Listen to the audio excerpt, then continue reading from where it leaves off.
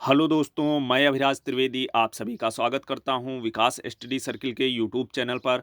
दोस्तों, आज की क्लास में हम लोग केंद्रीय शिक्षक पात्रता परीक्षा सीटेट 2014 के प्राथमिक स्तर के पेपर में पर्यावरण अध्ययन के 30 क्वेश्चनों को हल करेंगे। तो दोस्तों, वीडियो को बिना स्किप किए हुए वीडियो के साथ अंत तक अवश्य बने रहें और चैनल को अधिक से अधिक सब्सक्राइब करें, वीडियो को लाइक अवश्य करें और वीडियो को शेयर भी करें। दोस्तों, शुरू करते हैं पर्यावरण अध्ययन के 30 प्रश्नों को। इसके अंतर्गत दोस्तों मैंने आप लोगों को हिंदी और चाइल्ड डेवलपमेंट का पोर्शन करा दिया है।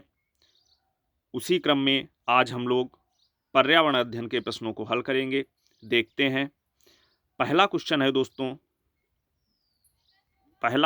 दोस्तों पर्यावरण अध्ययन। पहला क्वेश्चन है, कांसा ब्रांज दो धातुओं का मिश्रण है। ये दो धातुएं हैं। पहला क्वेश्चन है दोस्तों, कांसा या ब्रांज इसको बोलते हैं, दो धातुओं का मिश्रण है। ये दो धातुएं हैं। पहला ऑप्शन दिया है तांबा और जस्ता यानी कि जिंक जिसको बोलते हैं। अगला ऑप्शन है तांबा और टिन। अगला ऑप्शन दिया है तांबा और लोहा, लोहा को आयरन भी बोलते हैं। और अगला ऑप्शन दिया है एल्यूमिनियम और टिन। तो दोस्तों, जो कांसा है ये किन दो धातुओं का मिश्रण है? तो 61 में आपका हो जाएगा ऑप्शन नंबर 2, तांबा और टिन। तांबा और टिन का ये मिश्रण है। आगे बढ़ते हैं। अगला क्वेश्चन है क्वेश्चन नंबर 62।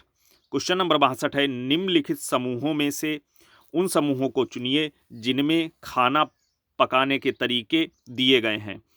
पहला ऑप्शन दिया है उबाल कर, गूंथ कर, भूनकर। अगला दिया है सेंक कर, उबाल कर, बेल कर। अगला दिया है तलकर, भिगोकर, भूनकर। अगला है सेंक कर, तलकर, भूनकर। तो दोस्तों, खाना पकाने के तरीके पूछा है, कौन सा इसमें बिल्कुल सही होगा? तो आपका इसमें ऑप्शन नंबर 4 जो है सेंक कर, तलकर, भूनकर, ये बिल्कुल इसमें राइट आंसर होगा।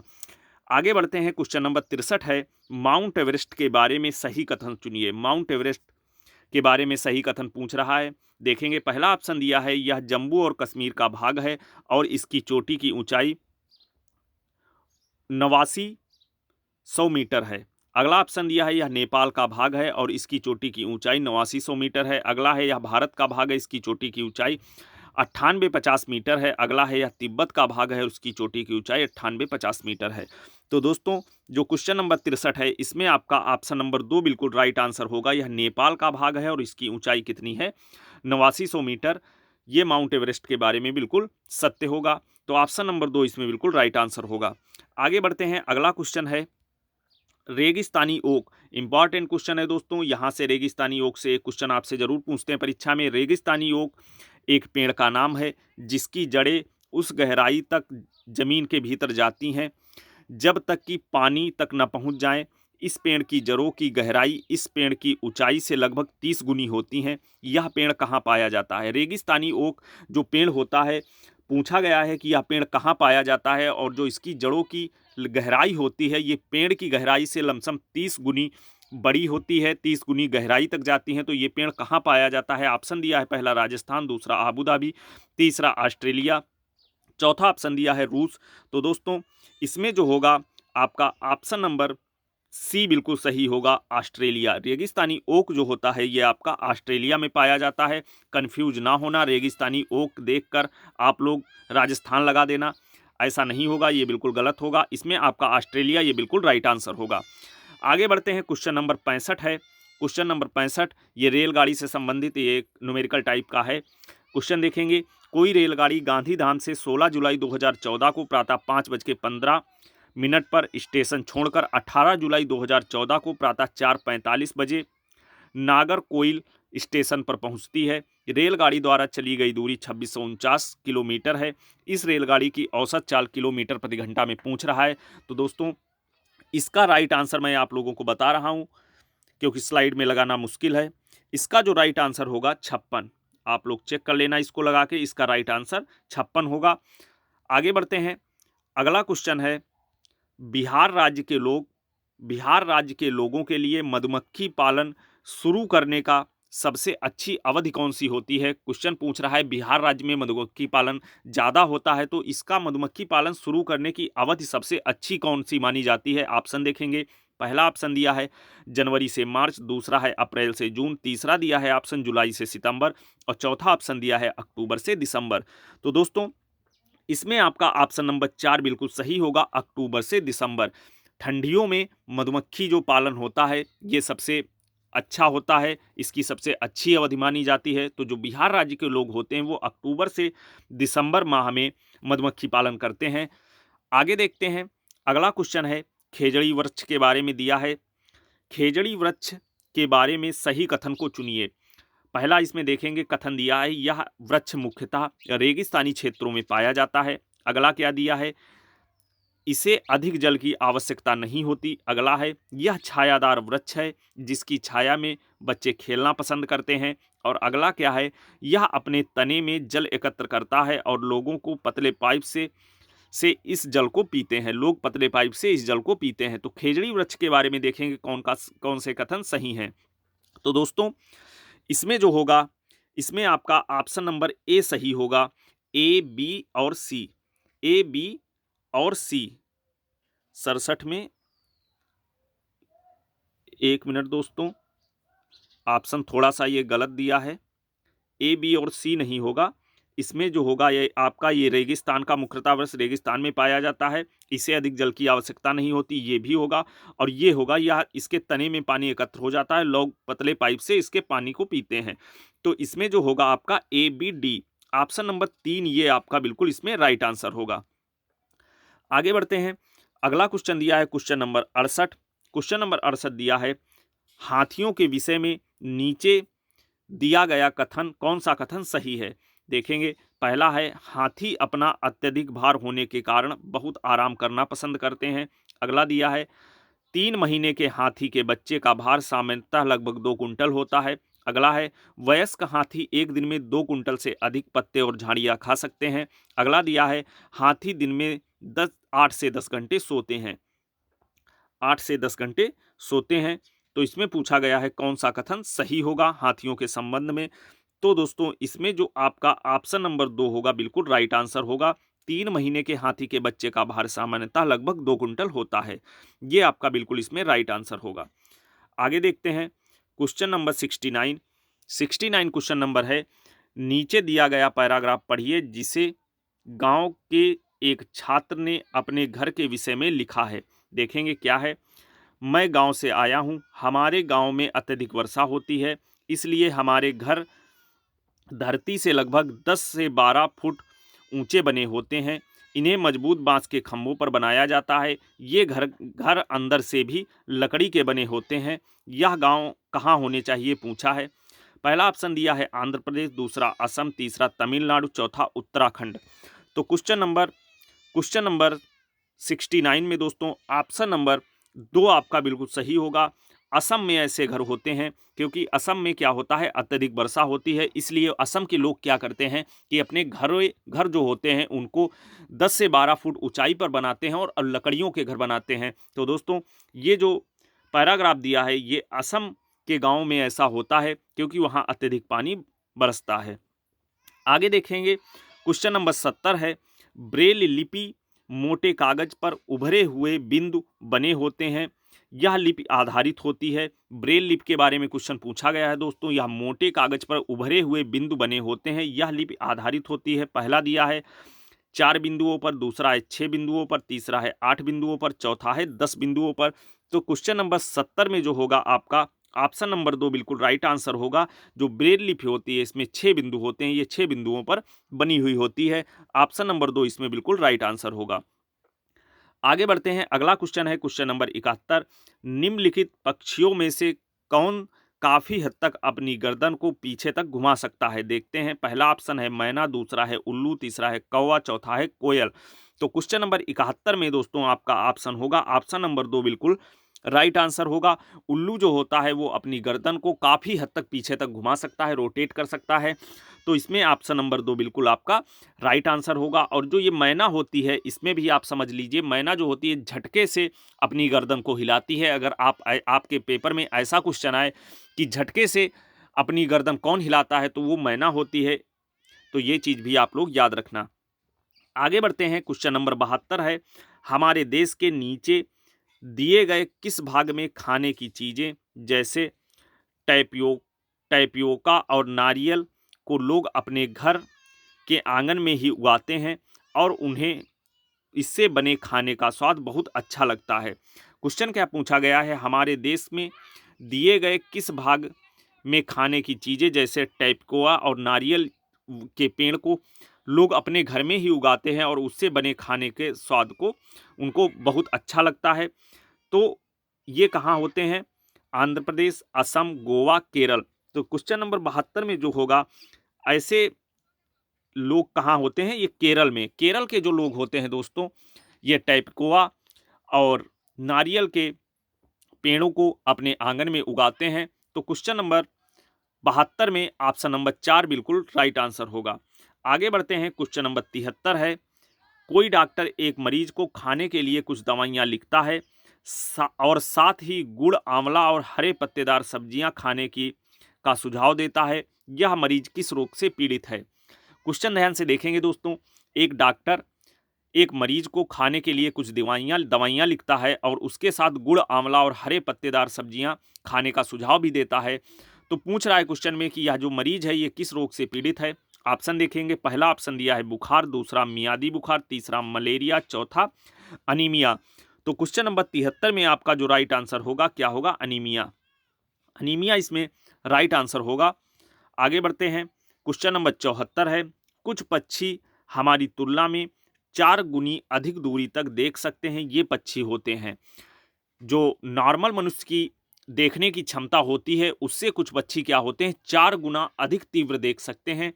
ये पक्षी कौन कौन से होते हैं, इसके संदर्भ में क्वेश्चन है, देखेंगे। पहला ऑप्शन दिया है कौवा, चील, बुलबुल, दूसरा है बाज, कबूतर, तोता, तीसरा है चील, बाज, गिद्ध और चौथा है फाख्ता, कौवा और मोर।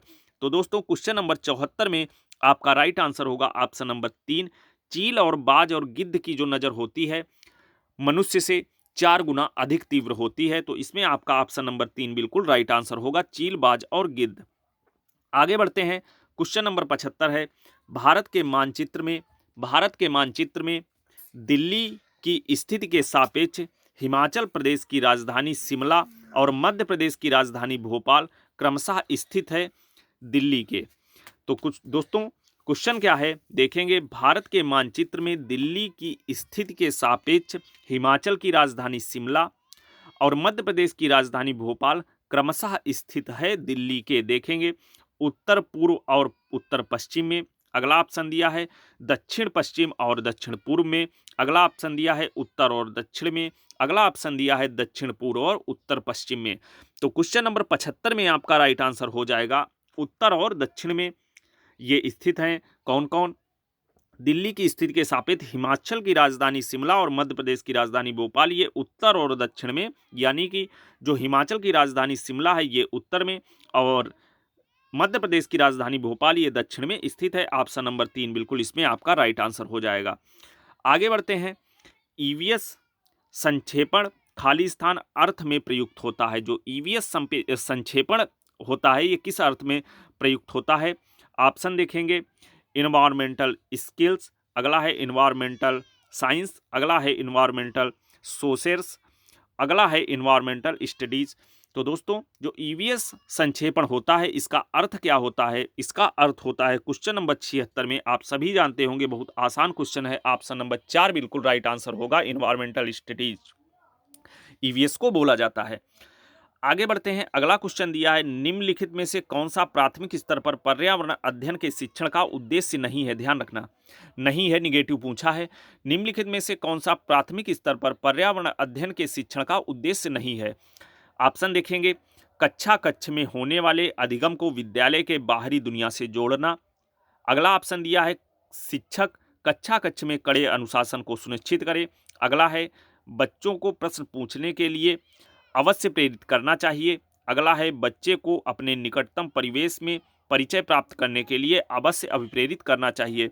तो दोस्तों इसमें पूछा गया है आपसे, इसमें पूछा है कौन सा, इसमें आपसे पूछा है कौन सा गलत होगा, निगेटिव बात पूछी गई है इसमें दोस्तों। तो आपका जो 77 में ऑप्शन होगा, ऑप्शन नंबर जो बी है अनुशासन वाला, ये आपका बिल्कुल राइट आंसर होगा। क्योंकि निगेटिव बात पूछी गई है, शिक्षक कक्षा कक्ष में कड़े अनुशासन का प्रयोग करे, ऐसी बात नहीं होनी चाहिए, कड़े अनुशासन का प्रयोग नहीं करना चाहिए, निगेटिव पूछा, इसलिए यहाँ पे ये ऑप्शन सही होगा। और अगर इसी दृष्टि से देखें कि ईवीएस पढ़ाने का सबसे प्राथमिक स्तर पर सबसे सही तरीका क्या है, तो इसमें ये वाला ऑप्शन भी सही होगा, ये भी सही होगा और ये भी सही होगा। लेकिन यहाँ निगेटिव हमसे पूछा गया है, तो इस क्वेश्चन का राइट आंसर होगा ऑप्शन नंबर 2, शिक्षक कक्षा कक्ष में कड़े अनुशासन को सुनिश्चित करे, ये सही होगा। आगे बढ़ते हैं, क्वेश्चन नंबर 78 है, आंचल अपनी कक्षा 5 में पर्यावरण अध्ययन की कक्षा में अक्सर गहन जांच पड़ताल करने वाले और कल्पनापरक प्रश्न पूछती है। उसके द्वारा इस प्रकार करने का उद्देश्य खाली स्थान सुधार करना है। ऑप्शन देखेंगे, पहला ऑप्शन दिया है अवलोकन कौशलों में, अगला है संवेगात्मक कौशलों में, अगला है चिंतन कौशलों में, अगला है बोलने संबंधी कौशलों में। तो दोस्तों क्वेश्चन नंबर 78 का आपका राइट आंसर क्या होगा? ऑप्शन नंबर 3, चिंतन कौशलों का में उसके सुधार करना चाहिए। ऑप्शन नंबर 3 इसमें बिल्कुल राइट आंसर होगा। आगे बढ़ते हैं, अगला क्वेश्चन दिया है, कक्षा 3 के शिक्षार्थी को हमारे दोस्त पक्षी प्रकरण पढ़ाते समय नलिनी नीचे दिए गई पद्धतियों का प्रयोग करती है। कौन सी पद्धतियां हैं देखेंगे, पक्षियों पर आधारित वृत्त चित्र दिखाना, अगला है विभिन्न पक्षियों की तस्वीर वाले चार्ट का प्रयोग करना और संक्षेप में उनका वर्णन करना, अगला दिया है शिक्षार्थियों को नज़दीकी पार्क में ले जाना और उनसे पक्षियों को ध्यान से देखने के लिए कहना, अगला आगे दिया है नलिनी किस प्रयोजन के लिए सीखने के लिए विभिन्न उपागमों का प्रयोग कर रही है। अब ऑप्शन देखेंगे क्या क्या ऑप्शन दिए हैं, अपनी पाठ्य योजना का पालन करना, अगला दिया है बहुबुद्धि वाले शिक्षार्थियों को विभिन्न आवश्यकताओं को पूरा करना, अगला है दूसरे शिक्षकों और अभिभावकों को प्रभावित करना, अगला दिया है शिक्षार्थियों की तर्क शक्ति का विकास करना। तो क्वेश्चन नंबर 79 में आपका राइट आंसर क्या हो जाएगा? ऑप्शन नंबर 2, बहुबुद्धि वाले शिक्षार्थियों और विभिन्न आवश्यकताओं को पूरा करना, ये इसलिए इस गतिविधियों का प्रयोग कर रही है। ऑप्शन नंबर 2 इसमें बिल्कुल आपका राइट आंसर हो जाएगा। आगे बढ़ते हैं, क्वेश्चन नंबर 80 है। क्वेश्चन नंबर 80 है, खेल जो हम खेलते हैं प्रकरण के शिक्षण में शिक्षार्थियों की अधिकतर भागीदारी के लिए निम्नलिखित में से कौन सी शिक्षण युक्ति अधिक प्रभावी होगी? आप क्वेश्चन क्या दिया है देखेंगे, खेल जो हम खेलते हैं प्रकरण के शिक्षण में शिक्षार्थियों की अधिक भागीदारिता के लिए निम्नलिखित में से कौन सी शिक्षण युक्ति अधिक प्रभावी होगी? ऑप्शन देखते हैं। पहला ऑप्शन दिया है शिक्षार्थियों को खेल के मैदान में ले जाना और उन्हें अलग अलग दिनों में अलग अलग खेल खिलाना, पहला ऑप्शन दिया है। अगला है विभिन्न खेलों के लिए खेल कार्ड बनाना और उन्हें शिक्षार्थियों को दिखाना, अगला ऑप्शन दिया है इसमें शिक्षार्थियों को भीतर और बाहर खेले जाने वाले विभिन्न खेलों के नाम याद करने के लिए कहना, अगला है शिक्षार्थियों को टेलीविजन पर खेल संबंधी कार्यक्रमों को देखने और उन पर आधारित सामान्य परियोजना कार्य बनाने के लिए कहना। तो दोस्तों क्वेश्चन नंबर 80 में जो आपका बिल्कुल राइट आंसर होगा, खेल जो हम खेलते हैं प्रकरण में सबसे अच्छी युक्ति शिक्षण युक्त पूछ रहा है, तो ऑप्शन नंबर 1 आपका बिल्कुल राइट आंसर होगा, शिक्षार्थियों को खेल के मैदान में ले जाना और उन्हें अलग अलग दिनों में अलग अलग खेल खिलाना, ये आपका बिल्कुल इसमें राइट आंसर होगा। आगे बढ़ते हैं, क्वेश्चन नंबर 81 है, निम्न में कौन सा पर्यावरण की कक्षा में रूपात्मक आकलन का समुचित कार्य नहीं है? निगेटिव बात पूछी गई है, ध्यान देना दोस्तों, नहीं वाले चीज पे आप अच्छे से फोकस करना। पहला ऑप्शन दिया है पाठ में दी गई महत्वपूर्ण शब्दावली की परिभाषा की व्याख्या करना, अगला है दिए गए प्रयोगात्मक क्रियाकलापों को पूरा करना और अपने अवलोकन को दर्ज करना, अगला ऑप्शन दिया है दिए गए प्रयोगात्मक प्रारूप के चिन्हांकन वाले आरेख बनाना, अगला ऑप्शन दिया है जल प्रदूषण की हानियों के बारे में चर्चा करना। तो पर्यावरण की कक्षा में रूपात्मक आकलन का समुचित कार्य नहीं है पूछा है, तो क्वेश्चन नंबर 81 में आपका बिल्कुल राइट आंसर होगा जल प्रदूषण की हानियों के बारे में चर्चा करना, ये इसमें नहीं होगा, ये बिल्कुल इसमें राइट आंसर होगा। आगे बढ़ते हैं, क्वेश्चन नंबर 82 है, जीव जंतुओं पर आधारित पाठ को पढ़ाने के बाद शीतल कक्षा 4 के शिक्षार्थियों के लिए चिड़ियाघर के भ्रमण का आयोजन करती है, यह खाली स्थान में शिक्षार्थियों की मदद करेगा। ऑप्शन देखेंगे, पहला ऑप्शन दिया है जीव जंतु संरक्षण के कौशलों का विकास। अगला ऑप्शन दिया है दैनिक समय सारणी की चर्चा में बदलाव। अगला है कक्षा कक्षीय अधिगम को वास्तविक जीवन की परिस्थितियों के साथ जोड़ना। अगला ऑप्शन दिया है जीव जंतुओं को पालतू कैसे बनाया जाए, इसके प्रति संवेदनशीलता विकसित करने।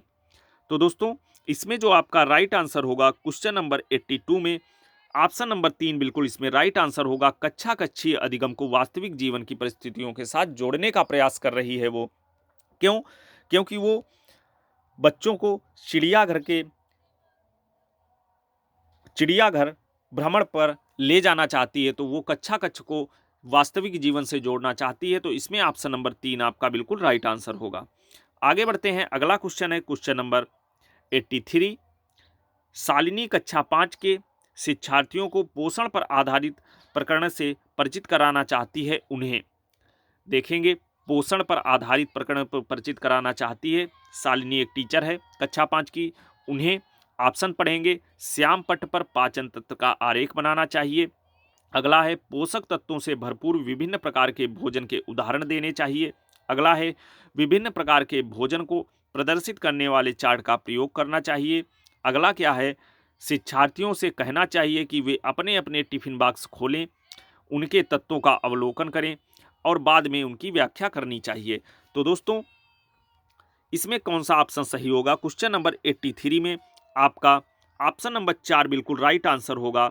शिक्षार्थियों से ये कहना कि वे अपने अपने टिफिन बॉक्स खोलें, उनके तत्वों का अवलोकन करें और बाद में उन्हें व्याख्या करनी चाहिए, ये बिल्कुल इसमें पोषण के संदर्भ में बिल्कुल राइट आंसर होगा। आगे बढ़ते हैं, क्वेश्चन नंबर 84 है रश्मि को यह सिखाया जाता है कि वह प्रश्न पत्र बनाते समय निम्न चरणों का अनुपालन करे। कौन कौन से चरणों का अनुपालन करे? पहला दिया है प्रश्न लिखना, दूसरा है रूपरेखा या डिजाइन तैयार करना, अगला है प्रश्न पत्र को संपादित करना, अगला है ब्लूप्रिंट तैयार करना। आगे दिया है अनुपालन किए जाने वाले चरणों का सही क्रम। इनका सही क्रम क्या होगा, ये पूछा गया है। तो इसमें पहला दिया है 4 2 1 3, अगला दिया है 2 4 1 3, अगला दिया है 4 1 2 3, अगला दिया है 1 2 4 3। तो दोस्तों, इसका सही क्रम क्या होगा? आप क्वेश्चन नंबर 84 में ऑप्शन नंबर 2 आपका बिल्कुल राइट आंसर होगा। 2 4 1 3, 2 4 1 3। कैसे? यानी कि पहले क्या करना होगा, पहले प्रश्न की रूपरेखा या डिजाइन तैयार की जाए, ये पहला होगा। उसके बाद ब्लूप्रिंट तैयार किया जाएगा, ये सेकंड होगा। उसके बाद प्रश्न लिखा जाएगा, ये थर्ड होगा। इसके बाद में क्या आएगा, प्रश्न पत्र को संपादित करना, ये अंतिम इसका चरण होगा, ये होगा। आगे देखते हैं, अगला क्वेश्चन है क्वेश्चन नंबर 85। क्वेश्चन नंबर 85 में क्वेश्चन देखते हैं पहले दोस्तों। हरप्रीत अपने शिक्षार्थियों को यह सुझाव देना चाहती है कि पर्यावरण संरक्षण के लिए किस प्रकार एक व्यक्ति सबसे अच्छे संभावित तरीके से अपना योगदान दे सकता है, उनका सबसे बेहतर सुझाव हो सकता है। क्वेश्चन ध्यान से पढ़ेंगे दोस्तों। हरप्रीत अपने शिक्षार्थियों को यह सुझाव देना चाहती है कि पर्यावरण संरक्षण के लिए किस प्रकार एक व्यक्ति सबसे अच्छे संभावित तरीके से अपना योगदान दे सकता है, उनका सबसे बेहतर सुझाव हो सकता है। ऑप्शन देखेंगे, आने जाने के लिए सार्वजनिक साधनों का प्रयोग करना, अगला है कार स्कूटर आदि जैसे व्यक्तिगत वाहन न रखें, अगला है घर के बाहर अक्सर आने जाने से बचना, अगला है अपने व्यक्तिगत वाहन से इंजन की नियमित जांच। तो क्वेश्चन नंबर 85 में जो आपका राइट आंसर होगा, ऑप्शन नंबर 1 बिल्कुल आपका सही होगा। पर्यावरण संरक्षण के लिए ये आपका ऑप्शन बिल्कुल सही होगा, आने जाने के लिए सार्वजनिक साधनों का प्रयोग करना। आगे बढ़ते हैं, क्वेश्चन नंबर 86 है कक्षा 5 के शिक्षार्थियों में जिज्ञासा जागृत करने के लिए निम्नलिखित में से सबसे प्रभावी तरीका कौन सा होगा? ऑप्शन देखेंगे, पहला ऑप्शन दिया है अधिक हस्तपरक अनुभव प्रदान करना, अगला है लिखित कार्य में उन्हें अधिक अभ्यास देना, अगला है अक्सर इकाई परीक्षणों का आयोजन करना, अगला है गहन जांच परक और कल्पना परक प्रश्न पूछना। तो कक्षा 5 के शिक्षार्थियों में जिज्ञासा जागृत करने का सबसे प्रभावी तरीका कौन होगा? क्वेश्चन नंबर 86 का आपका राइट आंसर क्या होगा? ऑप्शन नंबर 4 गहन जांच परक और कल्पनापरक प्रश्न पूछना ये जिज्ञासा जागृत करने का सबसे प्रभावी तरीका होगा। क्वेश्चन नंबर 86 का राइट आंसर दोस्तों ऑप्शन नंबर 4 होगा। आगे बढ़ते हैं, क्वेश्चन नंबर 87 है, यदि 1 महीने के लिए बिजली ना हो तो हमारा जीवन किस प्रकार प्रभावित होगा। इस प्रश्न को पूछने का उद्देश्य, प्रश्न को ध्यान से देखेंगे एक बार फिर दोस्तों। यदि 1 महीने के लिए बिजली ना हो तो हमारा जीवन किस प्रकार प्रभावित होगा, किस प्रकार प्रभावित होगा, यह प्रश्न पूछने का उद्देश्य है। ऑप्शन देखेंगे, पहला ऑप्शन दिया है समुचित तरीके से बिजली का प्रयोग करने के प्रति शिक्षार्थियों को संवेदनशील बनाना। अगला ऑप्शन दिया है बिजली के स्रोतों के बारे में शिक्षार्थियों का आकलन करना। अगला ऑप्शन दिया है शिक्षार्थियों के कल्पनापरक और चिंतनपरक कौशलों का विकास करना। अगला ऑप्शन दिया है शिक्षार्थियों की सामान्य जानकारी का आकलन करना। तो दोस्तों क्वेश्चन नंबर 87 का आपका राइट आंसर क्या होगा? ऑप्शन नंबर 3, शिक्षार्थियों को कल्पनापरक और चिंतनपरक कौशलों का विकास करना। ऑप्शन नंबर 3 इसमें आपका बिल्कुल राइट आंसर होगा। आगे बढ़ते हैं, क्वेश्चन नंबर 88 है, कक्षा 5 की पर्यावरण अध्ययन की पाठ्यपुस्तक के एक पाठ में सर्वेक्षण और लेखक पर एक भाग का मुख्य उद्देश्य है। ऑप्शन देखेंगे, पहला ऑप्शन दिया है शिक्षार्थियों की सामान्य जानकारी का आकलन करना। अगला है शिक्षार्थियों को अवसर उपलब्ध कराना कि वे चीज़ों को कैसे खोजें और सीखें। अगला है विषय की आधारभूत अवधारणाओं को सीखने में शिक्षार्थियों की मदद करना। अगला ऑप्शन चौथा दिया है शिक्षार्थियों के व्यवहारिक कौशलों में सुधार करना। तो दोस्तों कक्षा 5 में पर्यावरण अध्ययन की पाठ्यपुस्तक में एक पाठ जो सर्वेक्षण और लेखन पर एक भाग का मुख्य उद्देश्य क्या होगा, ये क्वेश्चन है। तो क्वेश्चन नंबर 88 में आपका बिल्कुल राइट आंसर होगा ऑप्शन नंबर 2, शिक्षार्थियों को अवसर उपलब्ध कराना कि वे चीज़ों को खोजें और सीखें। ये बिल्कुल आपका राइट आंसर होगा।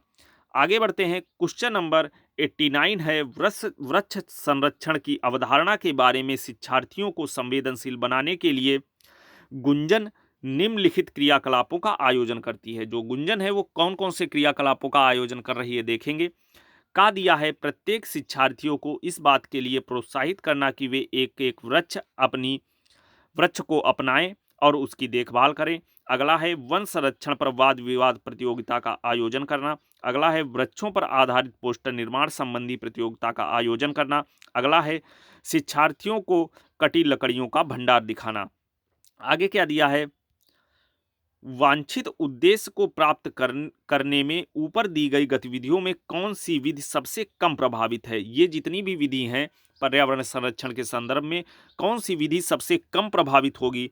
तो दोस्तों क्वेश्चन नंबर 89 में जो सबसे कम प्रभावी विधि होगी ऑप्शन नंबर जो ये है घा वाला, ये कम प्रभावित होगी। शिक्षार्थियों को कटी हुई लकड़ियों का भंडार दिखाना। अब घा देख लीजिए आपका किस में है, घा है 4 में, तो इसलिए आपका ऑप्शन नंबर 4 इसमें बिल्कुल राइट आंसर हो जाएगा। आगे बढ़ते हैं, क्वेश्चन नंबर 90 है और ईवीएस का अंतिम क्वेश्चन है। देखेंगे कक्षा 5 के शिक्षार्थियों को यदि